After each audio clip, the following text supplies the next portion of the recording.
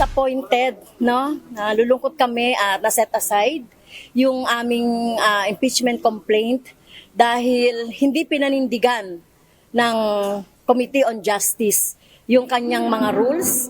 Hindi umano nalabag ang one-year bar rule sa paghain ng unang reklamong impeachment laban kay Vice President Sara Duterte. Ito ang pinaninindigan ni dating ACT Teachers Party List Representative Franz Castro, isa sa mga complainant, matapos manaig ang boto ng karamihan sa mga miyembro ng House Justice Committee na isantabi ang kanilang inihaing impeachment complaint.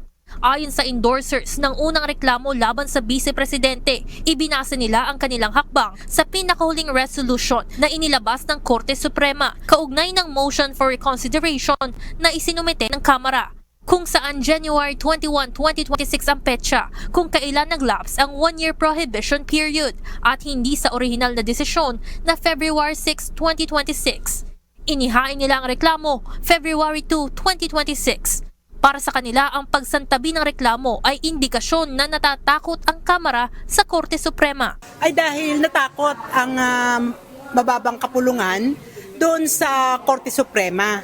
Dapat iginiit nito yung pagtindig, no, natin ng mababang kapulungan sa kung ano ba ang ibig sabihin ng one-year bar. No? At ito ang tinindigan namin. Ang problema, nabahag ang buntot Kaya nagkakagulo-gulo. Hanggang sa ngayon, magulo kung ano ba yung one-year bar. Kaya kami ay naninindigan, yun talagang itinindig namin ngayong hearing na ito, na hindi kami lumalabag sa one-year bar. Bunsod ng patuloy na kalituhan na nangyayari sa one-year bar rule, nakikita ng endorser ng complaint na si ACT Teachers Party List Representative Antonio Tino na kung hindi maninindigan ng Kamara sa mga panuntunan nito sa impeachment, patuloy itong malulusutan ng mga nais panagutin na public officials.